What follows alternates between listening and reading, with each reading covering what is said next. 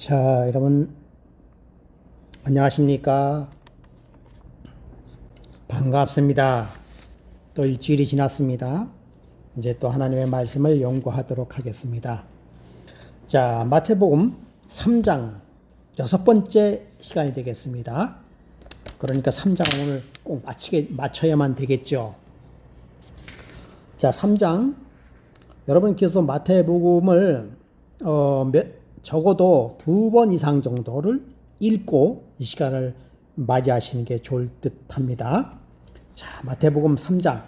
우리 예수님께서 침례 요한의 등장과 더불어 예수님께서 침례를 받으시는 그러한 아주 은혜스러운 장면이 마태복음 3장부터 이어지게 되는 것이죠. 지난주에 문제를 내드렸는데, 여러분께서 못 맞히는 문제도 있었습니다만 대체적으로 아주 문제를 잘 맞추셨고요. 그리고 이제 강의 중에 나온 그런 말씀으로서 문제를 냈습니다. 사실 문제를 내는 것은 실력을 가름하기 위한 것이 아니라 한 번 더 말씀을 해보는 그러한 목적이 있는 것이니까 여러분께서 말씀을 다시 한번 생각해 본다라는 의미를 가지고 문제를 좀 풀어주시기 바랍니다. 또 그렇게 문제를 풀어주시고 댓글을 달아주신 분에게는 확정은 제가 어떤 방법으로인지는 확정을 짓지는 못하지만은 그러나 뭔가 그 보답을 좀 줘야 되겠다는 생각을 하고 있습니다. 진정한 보답은 뭘까요? 하나님의 말씀을 통한 은혜와 능력이죠. 그것이 보답이고요. 점수는 그냥 약간의 보너스다 생각하시기 바랍니다. 그래서 점수를 맞히신 분에게도 점수를 드리지만, 그러나 좋은 의견을 주시는 분, 그리고 댓글을 달아주시는 분에게도 점수를 좀 드리도록 그렇게 하겠습니다. 점수가 중요한 건 아니죠. 그러나 조금은 중요하기도 합니다. 예. 자, 그럼 마태복음, 지난주에 마태복음 3장 12절, 그렇죠? 12절부터 하도록 하겠습니다. 오늘 이제 12절, 13, 14에서 17절까지 마태복음 3장을 끝내도록 그렇게 하겠습니다. 자, 12절. 손에 키를 들고 자기 타장 마당을 정하게 하사 알곡은 모아 곡간에 들이고 죽정이는 꺼지지 않는 불에 태우시리라 라고 이야기하고 있어요. 자, 예수님께서 처음 나타나시고 아직 예수님의 사역이 시작되지도 않았는데 침례 요한은 이런 말을 하고 있어요. 그렇죠? 손에 키를 들고 타장 마당을 정하게 하사 라고 얘기했습니다. 아니, 예수님의 초임에 여기 무엇과 상관이 있는 것인가요? 알곡은 모아 곡간에 들이고 죽정이는 꺼지지 않는 불에 태우시리라 라고 이야기하고 있습니다. 자, 여러분 12절과 11절과 연관이 되어 있다는 사실을 우리는 여러분 알 수 있겠죠? 11절에 나는 너희를 회개하게 위하여 물로 침례를 주거니와 내 뒤에 오시는 이는 나보다 능력이 많으시니 나는 그의 신들 들기도 감당치 못하겠노라. 그는 성령과 불로 너에게 침례를 주실 것이다. 예, 여기 힌트가 있는 거예요. 성령과 불로 너에게 침례를 주실 것이다 라고 이야기했습니다. 그러면 성령과 불, 성령으로만이 아니라 성령과 불로 침례를 준다라고 이야기하고 있습니다. 여러분, 불은 뭘 얘기할 거예요?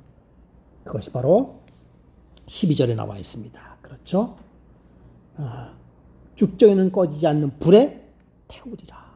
그러니까 자 보세요. 자,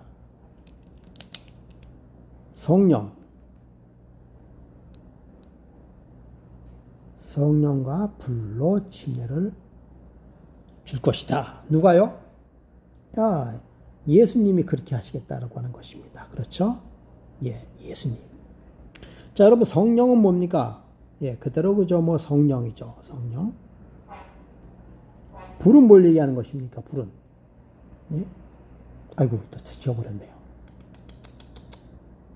다시. 성령과 불. 불로 침는 성령을 의미한 것이죠. 그렇죠? 불은 뭘 의미한 것이라고요? 불은요? 불은? 네, 불은 여기 나와 있는 것처럼 심판을 의미한다라고 얘기하고 있어요. 쭉정이는 불에 태우겠다라고 말씀하고 있습니다. 그러니까 이것을 보면서 우리가 알 수 있는 것은 뭔가 하면요. 자, 예수님의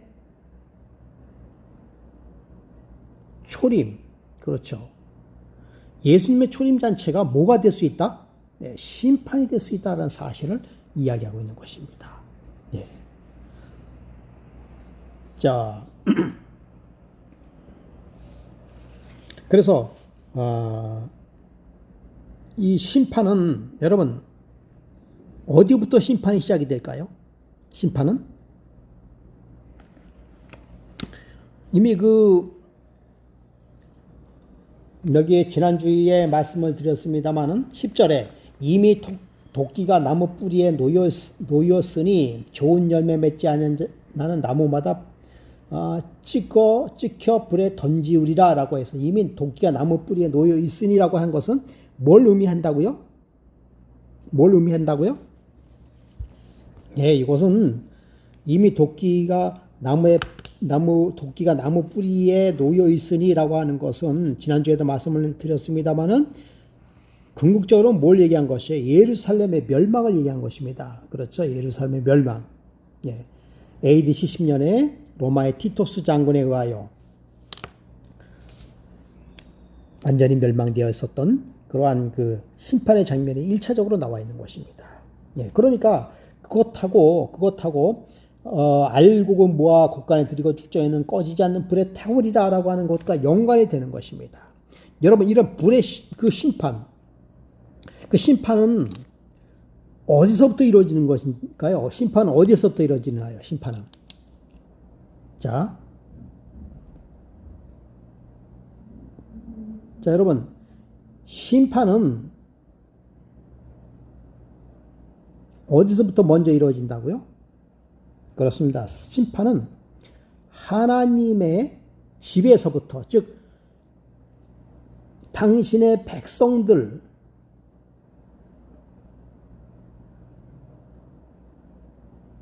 백성들에게서부터 심판이 시작이 된다라고 하는 것입니다. 예, 그래서 쇠개하라 천국이 가까웠다라고 하는 그 기별은 첫째 기별의 대상은 뭐라고 하는 것입니까? 그렇습니다. 그 심판의 대상은 첫째는 유대인들이에요. 유대인들입니다. 그래서 예수님께서 뭐라고 이 독사의 자식들아 라고 얘기하면서 이 유대인들 중에서 특별히 누구요? 그들은 하나님의 중심에 서 있다고 하는 바리새인들하고 또 누굽니까? 예, 사두개인들. 이들이 유대인들이 아주 핵심 인물이죠. 예, 그것을 의미하는 것입니다. 좋은 열매를 맺어야 되겠다라고. 좋은 열매. 예, 그래서 고린도후서, 자, 이거 지워버리고요. 그래서 고린도후서 6장 2절에 이렇게 말씀하고 있습니다. 이르시되 내가 은혜 베풀 때에 너희에게 듣고 구원의 날에 너를 도왔다 하였으니 보라 지금은 은혜만을 받을 만한 때요. 보라 지금은 구원의 날이로다. 심판이 하나님의 집부터 먼저 이루어지지만은 지난주에도 말씀을 드렸습니다만 심판은 하나님께서 맨 나중에 하시는 것입니다. 여러분 심판을 오래 하시지 않으세요. 자비와 기다림과 용서를 먼저 하시는 분이 하나님이십니다. 여러분 저와 여러분들이나 하나님께서 심판하셨다고 한다면 심판의 불꽃을 우리의 삶에 그대로 이루어졌다고 한다면 저와 여러분은 지금 살아갈 수 있을까요? 전화가 왔는데 지워버렸습니다. 저와 여러분은 살아갈 수 있을까? 우리가 생각해 볼 문제죠. 예. 하나님께서는 길이 참으십니까? 길이 참으십니다. 깊이 참으십니다. 심판은 맨 마지막에 하시고, 그리고 심판은 멸망하기 위한 심판이 아니라 알곡을 곳간에 모아들이기 위한 심판인 것을 여러분 기억하시기 바랍니다. 하나님의 은혜입니다. 하나님의 넓은 은혜입니다. 오늘도 우리의 삶 속에서 우리를 기다리시고 계시는 하나님의 모습, 하나님의 음성, 하나님의 섭리를 우리는 체험하고 느끼고 있지 않은가요? 자, 침례 요한은 모인 자들에게 누구를 소개하는 것입니까? 누구를 소개하는 거죠? 자, 13절에 보면 이때 예수께서 갈릴리에서 요단강에 이르러 요한에게 침례를 받으려 하신대 요한이 말려 가로되 내가 당신에게 침례를 받아야 할 터인데 당신이 내게로 오시나이까? 예수께서 대답하여 가라사대 이제 허락하라. 이는 우리가 이와 같이 모든 의를 이루는 것이 합당하니라 하신대 이에 요한이 허락하는지라 라고 말씀하고 있습니다.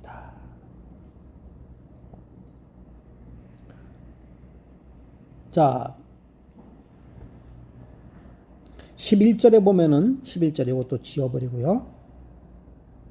여러분 11절에 보면은 나는 너희를 회개하기 위하여 물로 침례를 주거니와 내 뒤에 오시는 이는 나보다 능력이 많으신 나는 그의 신을 들기도 감당하지 못하겠노라 라고 이야기하면서 누구를 소개하고 계십니까? 내 뒤에 오시는 이, 즉 예수 그리스도를 뭐하고 계시는 겁니까? 소개하고 계십니다. 그는 자기 자신의 신들매도 들기도 감당치 못할 아주 비천한 자임을 고백하게 되는 것입니다. 여러분 하나님의 십자가를 경험한 자, 즉 예수님을 만난 자,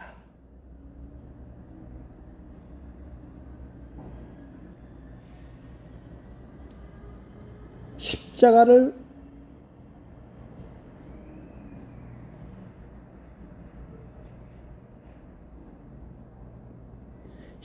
경험한 자의 특징이 뭡니까?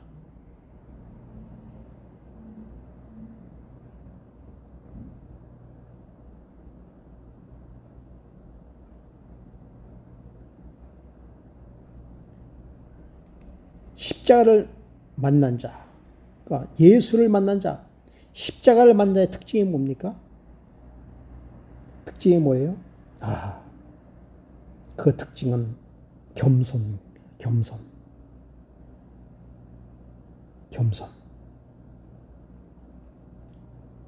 스스로 자기의 비천한 자임을 깨닫게 되는 것이죠.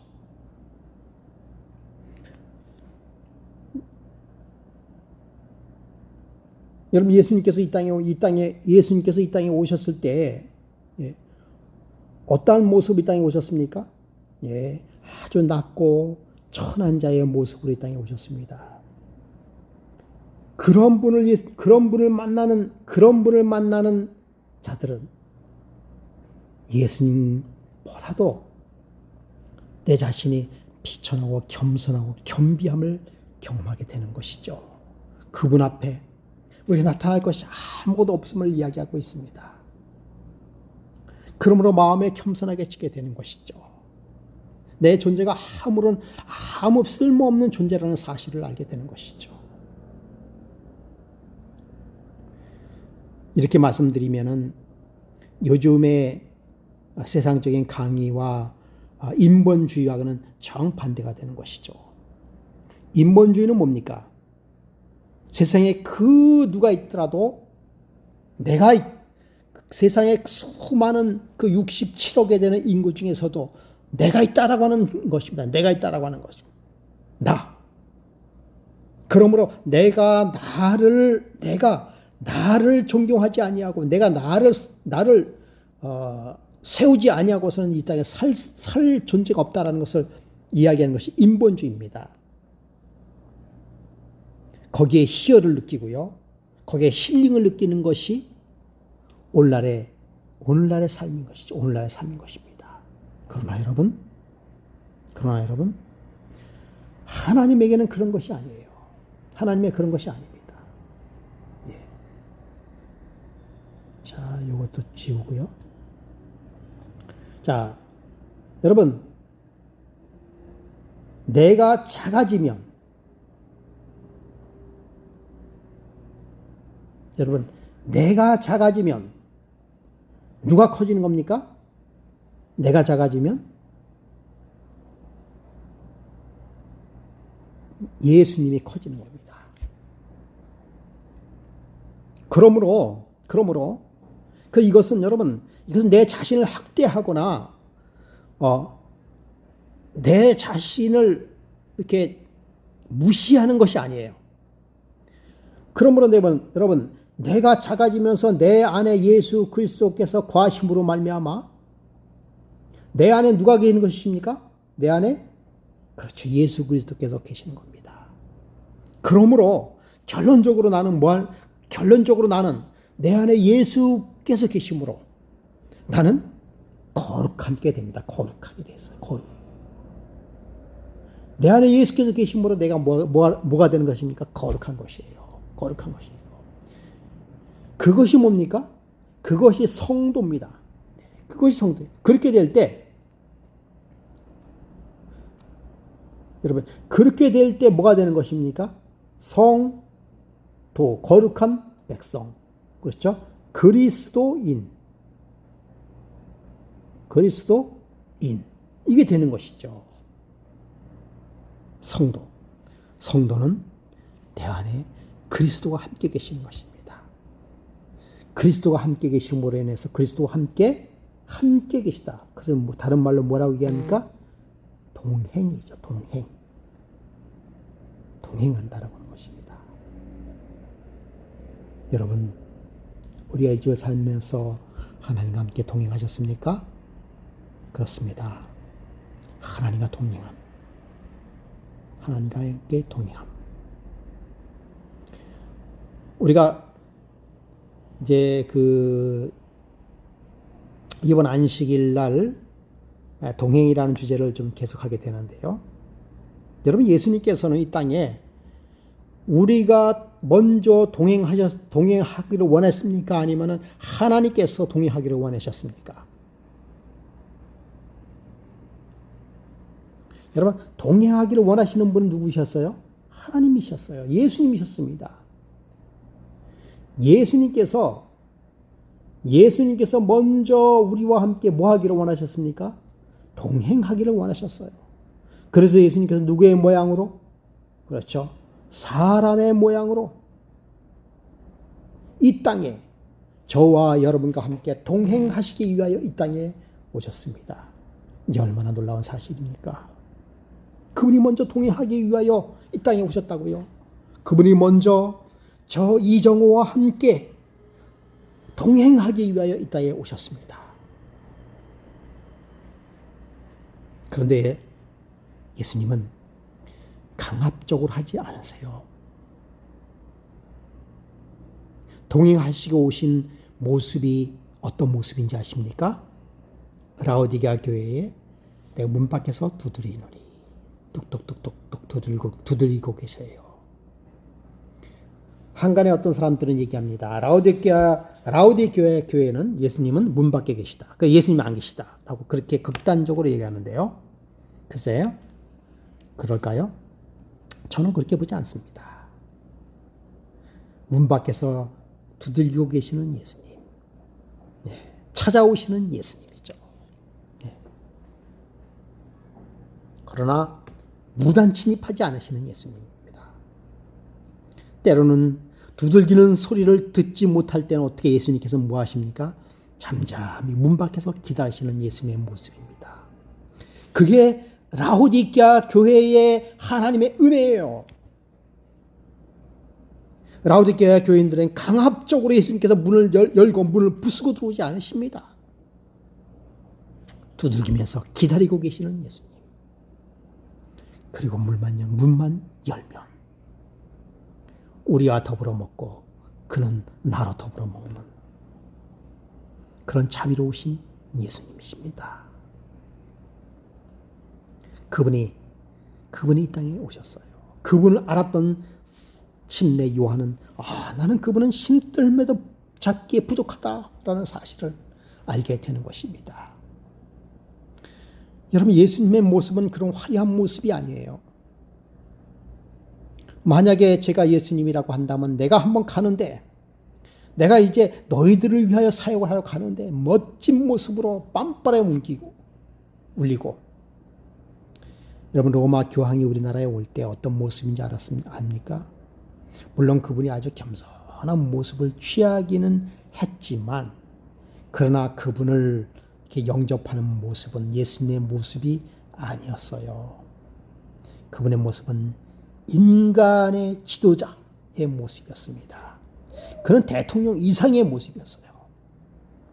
대통령 이상의 뭘 가졌습니까? 의전을 준비했습니다. 그리고 최고의 대우를 하셨어요. 예수님의 모습이 아니죠. 예수님은 그렇게 오지 않으셨습니다. 예수님께서는 아주 초라한 모습으로, 아주 겸비한 모습으로, 겸손한 모습으로 오셨어요. 그리고는 저와 여러분을 위하여 모든 것을 다 주시고, 그리고 너희가 나를 왜 영접하지 않았니? 라고 원망하시는 것이 아니라 탐복하시면서 회개하라. 너희에게 너희들을 위하여 구원을 베푸겠다라고 이야기하고 있습니다. 여러분, 마지막 시대 때에는 더만 참으시는 예수님의 모습을 저희가 보게 되는 것 같아요. 우리가 졸고 있을 때 조용히 우리 마음을 두드리고 계시는 예수님. 언제든지 그 두들기고 계시는 마음의 문을 두들기고 계시는 예수님을 우리는 언제든지 만날 수 있는 것입니다. 여러분, 이 시간에 문을 활짝 열고 우리를 위하여 십자가에 달려 돌아가신 예수님을 맞이하시기 바랍니다. 침례 요한은 그렇게 맞이했어요. 그렇게 맞이했습니다.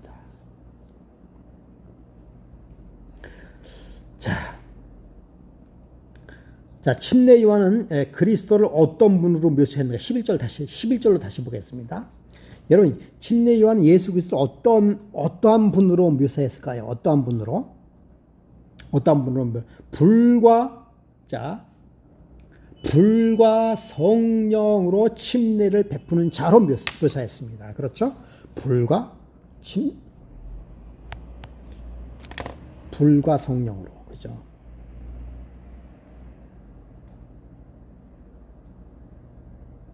불과 성령으로 침례를 베푸는 자라고 이야기했습니다. 자, 여러분, 실질적으로 불과 성령으로 침례를 베푸는 모습이 나타났습니까? 나타났어요. 불과 성령으로 나타났습니다. 언제요? 자, 여러분, 오순절날에 이런 불과 성령으로 침례를 베풀었던 그런 사실이 언제 나타났습니까? 오순절에 나타났어요. 오순절. 성령이 나타날 때 불로서 나타났습니다. 불. 그래서 어떤 불의 모습이었어요? 어떤 불의 모습이었습니까? 그러니까 우리가 사도행전 2장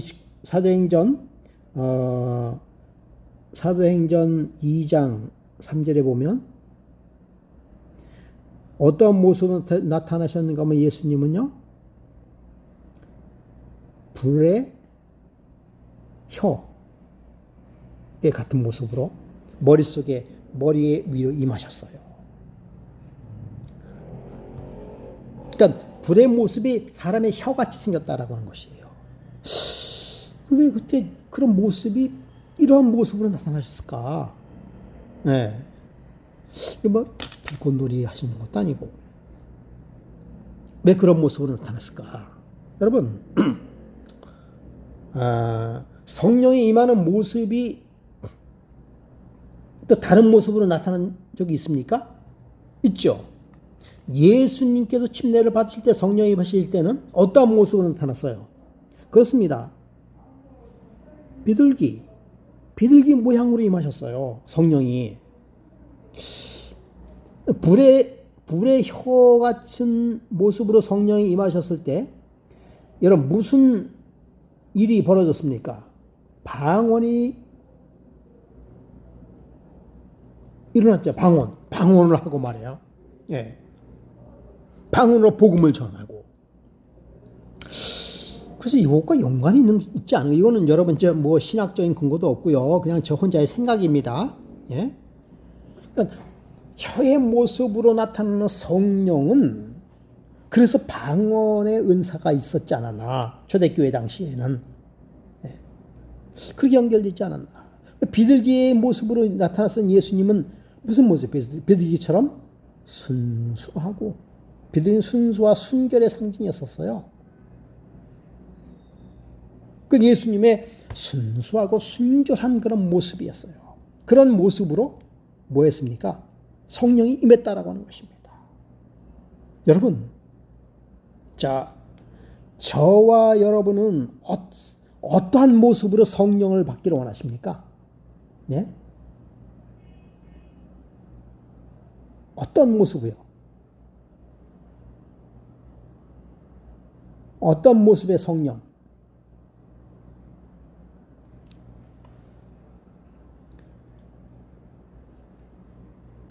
어떤 모습의 성령을 원하십니까? 이 농담입니다만 저도 한번 생각해 본 거예요. 혹시 불꽃 같은 돈의 모습으로 성령이 임하시면 어떨까? 때로는 이런 생각도 해봅니다. 정말 돈의 모습으로 성령이 임하셔서 그냥 돈이 그냥 쏟아졌으면 어떨까? 이건 그냥 혼자의 생각입니다. 그럴 리는 없겠죠. 예. 하도 요즘 세상에 돈 하니까 돈의 모습으로. 그럴 수도 있어요. 뭐 돈이 축복으로 임할 수도 있습니다. 돈의 모습으로. 그러나 그러면 그렇게 썩 바람직하진 않을 거예요. 여러분, 혹은 이러한 모습은 어때요? 십자가의 모습으로 성령이 임하신다. 가능하죠? 가능하지 않습니까? 십자가의 모습으로 우리에게 임하시는 성령. 가능한 것입니다. 또 어떤 것이 있을까요? 예. 여러분, 이 어떤 모습, 이제 어떠한 모습, 성령, 모습, 이 모습이 불꽃 같아요. 그죠? 불꽃 같았던 모습. 자, 여러분, 이 모습은 뭘 얘기하는 것입니까? 삶을 얘기하는 것이 있죠. 그렇죠? 그러면 여러분, 성령의 임하시는 것이 불꽃 같은 삶의 모습으로. 그러니까 내 삶 자체가 뭐한 것입니까? 성령의 임재예요. 이것이 저와 여러분의 최대의 목표가 아닐까요? 저와 여러분의 삶이 성령의 임재의 모습으로 나타나는 것입니다. 불꽃 같은 모습으로 나타나는 것이에요.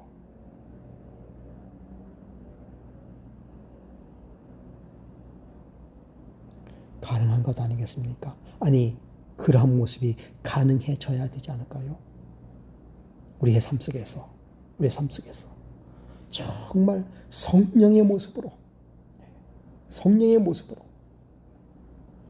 나타나. 그 성령의 모습이 내 삶의 모습으로 나타나는 것. 불꽃 같은 삶의 모습으로 나타나는 것. 주님, 얼마나 놀라운 사실입니까? 가능한 것입니다. 가능한 것이. 그 모습으로 성령이 임하시니까. 그때 당시에는 불의 혀 같은 모습으로 임하심으로 말미암아 방언이 터지고요. 순결한 모습으로 임함으로 말미암아 순결을 상징했고요. 또 이스라엘 백성들에게는 그들의 어떤 모습으로 성령이 임하셨습니까? 예, 그들에게는 기둥으로의 모습으로 성령이 임하였습니다. 그래서 그의 삶들을 인도했던 사실을 우리는 여러분 잘 알고 있지 않습니까? 예, 저와 여러분은 정말 우리의 삶의 모습으로, 그 삶의 모습이 불꽃 같은 우리의 삶의 모습으로 성령이 임하시기를 간절히 기도하시는 저와 여러분 되시기를 간절히 바라겠습니다. 자, 그 다음에는요. 여러분, 예수님께서 왜 침례를 받으셨을까요?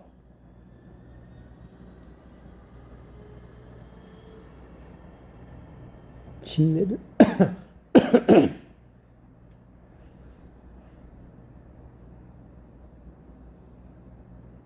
받으시는 이유. 예수님께서 침례를 받으시는 이유가 뭐가 있을까? 네, 침례를 왜 받으셨을까? 자, 성경을 좀 더 읽어보겠습니다. 이때에 예수께서 갈릴리에서 요단강에 이르러 요한에게 침례를 받으시러 하신대. 요한이 말려 가로되 내가 당신에게 침례를 받아야 할 터인데 당신이 내게로 오시나이까? 예수께서 대답하여 가라사대 이제 허락하라. 우리가 이와 같이 하여 모든 의를 이루는 것이 합당하니라 하시는데 이에 요한이 허락하신지라. 사실 요한은 침례를 거부했습니다. 내가 그 위대하신 분, 그 정말 감히 앞에 갈 수도 없는 그분을 내가 어떻게 침례를 주겠습니까? 나는 도저히 침례 줄 수 없습니다. 그래서 예수님께서 이렇게 함으로 인하여 의를 이루는 것이다 라고 말씀하고 있습니다. 의를 이룬다. 그 말씀을 듣고 침례 요한은 허락하게 되었습니다. 여러분, 이 의를 이룬다. 의를 이루기 위하여 침례를 받으신다라고 하는 것이죠. 자, 첫 번째. 예수님께서 침례를 받으신 이유는 우리와 우리의 죄를, 우리의 죄와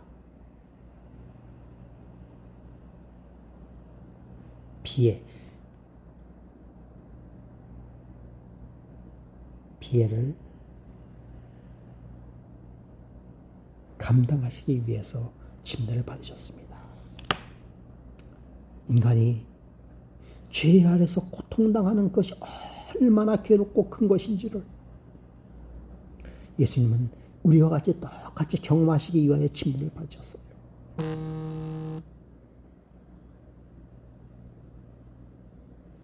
죄인의 고통, 죄가 얼마나 비열하고 죄가 얼마나 슬프고 그런 것을 알기 위하여 침례를 받으셨습니다. 두 번째는 비슷한 얘기지만요. 두 번째는 죄의 수치를 느꼈어요. 죄의 수치. 죄의 수치를 느끼시기 위하여 침례를 받으셨습니다.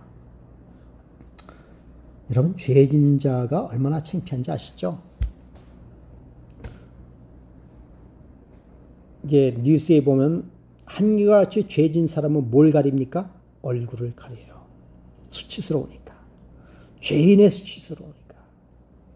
그래서 얼굴을 가립니다. 아무도 못 알아봤으면 좋겠어요. 그게 죄인의 특징이에요. 만약 그게 자랑스러운 일을 했다고 한다면 그렇게 고개를 푹 숙이고 마스크를 쓰고 옷으로 얼굴을 가리고 그렇게 다니겠습니까? 그렇게 이동하겠습니까? 아니죠. 당당하게 얼굴을 내밀었죠. 제 가운데 얼마나 수치스러움을 예수님은 느껴야 하기 때문에 침례를 받으셨어요. 실질적으로 예수님께서는 죄의 수치를 십자가에서 다 당하셨습니다. 벌거벗기시고요. 조롱당하시고요. 침뱉음을 당하시고요. 뺨 맞으심을 당하시고 죄의 수치, 인간이 가지고 있는 죄의 수치를 다 당했습니다. 여러분, 사실은 저나 여러분들이나 감춰져 있는 죄가 있지 않습니까? 여러분, 그 죄가 온 우주에 다 이렇게 오픈될 때 얼마나 수치스럽겠습니까? 얼마나 창피하겠습니까? 마지막 심판의 날에 우리는 온 우주 앞에 고개를 못 들 것이에요. 그런데 여러분, 저와 여러분의 죄의 수치를 누가 가려줍니까? 그렇습니다. 예수님께서 가려주세요. 가려주세요. 아니다. 내가 다 당했다. 내가 다 당했으니까 창피하지 말라. 당당하라. 죄의 수치를 감당하시기 위하여 침례를 받으셨습니다. 그 다음에 세 번째는요. 깨끗함이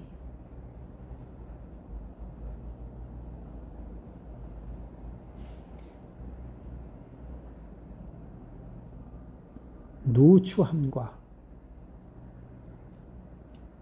함께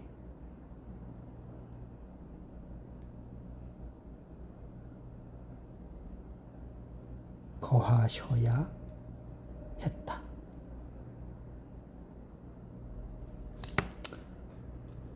여러분, 깨끗함이 무엇인지를 보여줘야 됩니다. 깨끗함이 무엇인지 예수님께서 이 땅에 오셔서 죄 없이 사는 모습이 무엇인지를 보여주셨어요. 그리고는 누추한 그 죄인들을 뭐하지 아니하시고요. 누추한 죄인들을 무시하지 아니하시고 거부하지 않으셨습니다. 여러분, 바디메오의 이야기 여러분 지난주에 잘 아시죠? 바디메오가 다윗의 자손이여 나를 불쌍히 여기소서라고 외쳤을 때 제자들은 뭐라고 했습니까? 조용히 하라고 말해요. 조용히 하라고, 떠들지 말라고. 이 더러운 자, 거기다가 소경까지 하나님 저주를 받아가지고 구원이 없는 그런 사람이 떠들고 조용히 하라고. 어딜 예수님 가는데 그렇게 떠드냐고. 너 같은 사람이. 제자들이 그렇게 했을 때 예수님께서 그것을 말리셨습니다. 순수하시고 깨끗하시고 아무 죄 없으신 그 예수님께서 누추한 인간과 함께 거하셔야 한다는 사실을 침례를 통해서 보여주셨습니다. 여러분, 우리의 마음에 신비가 거한다고요? 예, 거합니다. 근데 여러분, 우리의 마음속에 욕심과 이기심과 질투와 시기심이 없습니까? 예? 없습니까? 없다고 자신 있게 말할 수 있습니까? 전 자신 없습니다. 그럼에도 불구하고 저의 심중에 거하십니다.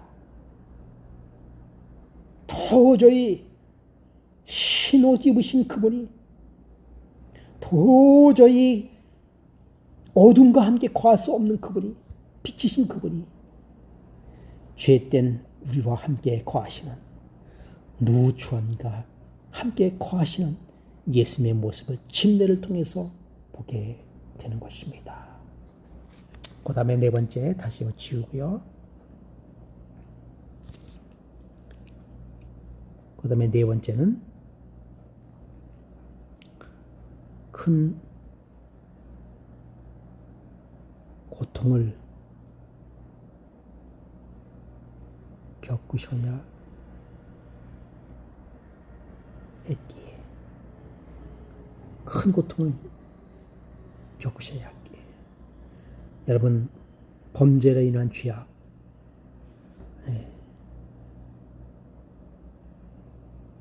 죄인들이 당하는 그런 큰 고통, 죄의 고통,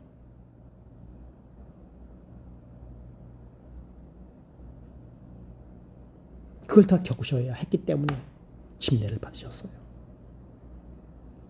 여러분, 예수님께서 침례를 받으신다라고 하는 사실은, 물론 예수님께서 이를 인하여 본을 보이셨지만은, 그러나 예수님의 침례를 받으신다는 사실은 죄를 짊어지신다는 의미가 똑같아요. 그분에겐 죄가 없어지면 죄를 뒤집어 쓰셨어요. 그러면서 죄인과 똑같은 고통을 똑같이 겪으셨습니다. 그래서 죽으시고 물속에 장사되어 죽으시고 다시 부활하는 모습을 보여줬습니다. 똑같은 고통을 겪으셨어요. 다섯 번째는 뭡니까? 다섯 번째는 죽음과 부활의 의미를 보여주셨습니다. 예, 그렇습니다. 죽음과 부활. 그러니까 장사되는 것이 죽음. 장사되시고 다시 사는, 그죠? 사시는 모습을 보여주셨습니다. 희망이죠, 이거 희망. 예. 그러므로 우리가 그러므로 여러분, 침례는 우리에게 무한한 희망을 주는 것입니다. 예수님께서는 요한복음 1장 29절에 보라, 세상 죄를 지고 가는 하나님의 어린 양이다 라고 이야기하고 있습니다. 세상 죄를 지고 가는 하나님의 어린 양. 그 세상 죄를 지고 가는 하나님의 어린 양은 죽음을 통해서 뭐 하셨습니까? 죽음을 통해서 세상 죄를 다 말살하시고 그리고 다시 부활하심으로 말미암아 모든 사람들의 의를 이루시는 예수님의 모습을 침례를 통해서 보여주셨습니다. 침례는 예수님의 십자가를 의미하는 것이죠. 그러므로 로마서 3장 24절에 의롭다 하심을 얻었다라고 말씀하고 있습니다. 저와 여러분은 의롭다 하심을 얻었다라고 하는 것입니다. 얼마나 놀라운 사실입니까?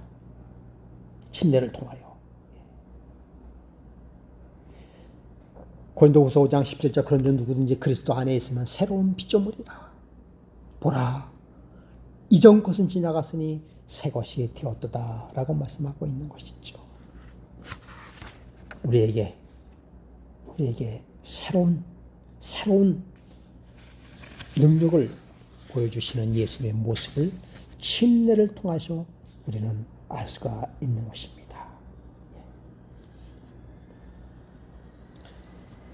자, 다음에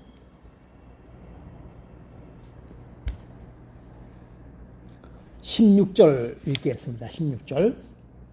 예수께서 침례를 받으시고 곧 물에서 올라오실새 하늘이 열리고 하나님의 성령이 비둘같이 내려 자기 위에 임하심을 보시더니라고 이야기하고 있습니다. 예, 비둘기 모양이죠. 아까도 말씀드렸습니다만 비둘기 모양은 뭘 얘기하는 것입니까? 자, 순결하고 온유한 그런 예수님의 모습, 고통을 견디시고 우리의 죄와 허물을 용서하시고 우리의 연약한 점들에 대하여 길이 참으시는 분이심을 나타내기 위한 비둘기 모양으로 이 땅에 오시는 모습을 보게 되는 것입니다. 실질적으로 예수님께서는 뭐 하셨습니까? 누가복음 23장 34절에 이에 예수께서 이르시되 아버지여 저들을 사하여 주옵소서 자기들이 하는 것을 알지 못함이나 하시니라. 그들이 그의 옷을 나누어 제비를 뽑았다라고 말씀하고 있습니다. 여러분, 예수님께서 십자가에서 고통과 그 어려움을 당하실 때 오히려 예수님께서 하시는 기도는 아버지여 저들이 하는 일을 모르고 있습니다. 저들을 용서해 주십시오라고 원수를 위하여 기도하시는 예수님의 모습, 그 모습은 비둘기 모양으로 내리신 성령의 모습과 같은 모습이 되는 것이죠. 고린도후서 10장 1절에 너희를 대면하면 유순하고 떠나 있으면 너희에 대하여 담대한 나 바울은 그리스도의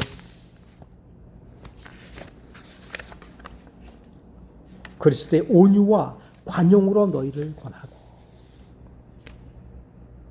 그래서 비둘기의 모습은 온유와 관용의 모습으로 나타난다라고 말씀하고 있는 것입니다. 온유와 관용으로 모습. 예수님께서 지금도 우리에게는 정말 온유와 관용의 모습을 보이고 있는 것이죠. 얼마나 우리에게 큰 은혜가 되는 것입니까? 여러분, 그러한 예수님을 우리가 오늘도 그분과 함께 동행하며 하시고 계시지 않습니까? 주님께서는 우리와 함께 동행하시기를 원하시고 계시는 것입니다. 마지막 절 17절 하늘로서 소리가 있어 말씀하시되 이는 내 사랑하는 아들이요 내 기뻐하는 자다. 그랬을 때 하나님께서 하늘 아버지의 음성이 들렸어요. 이는 내 사랑하는 아들이요 내 기뻐하는 자다. 여러분, 예수 그리스도의 침례를 통하여서 삼위 하나님이 나타나셨어요. 그렇죠? 예수님께서 친히 침례를 받으시고 성령의 불꽃 같은 모양으로 임하시고, 그리고는 아버지 하나님께서 성령의 하늘에서 음성이 들렸어요. 이는 내 사랑하는 아들이요 내 기뻐하는 자들이다. 삼위 하나님의 공동 사역이 시작되는 놀라운 사역의 시작이 되는 것입니다. 여러분, 이 세 분의 하나님은 어떻게 하셨어요? 이 세 분의 하나님은 창조서부터 같이 계셨고요. 그리고 이 땅에 인간의 모습으로 오실 때 같이 오셨어요. 같이 오셨습니다.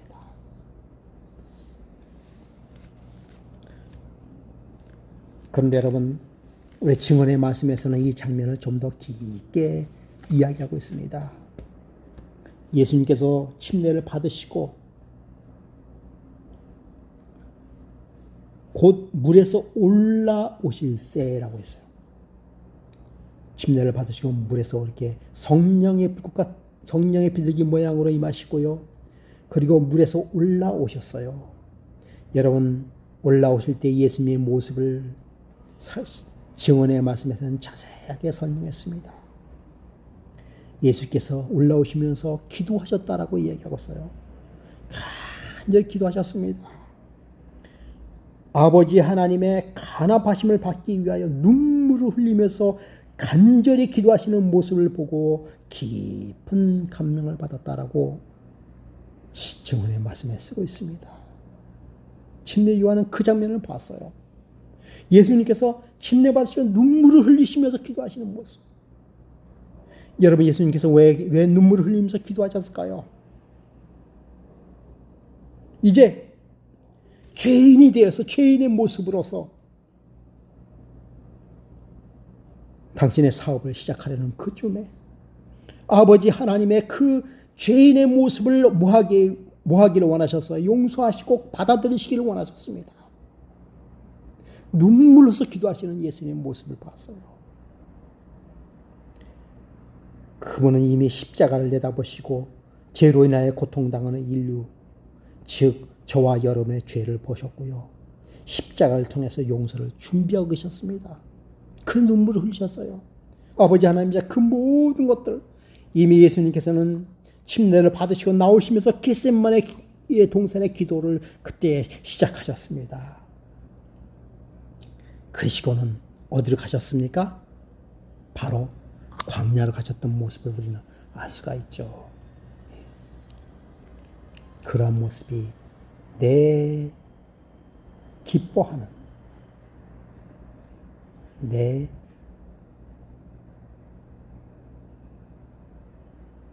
기뻐하는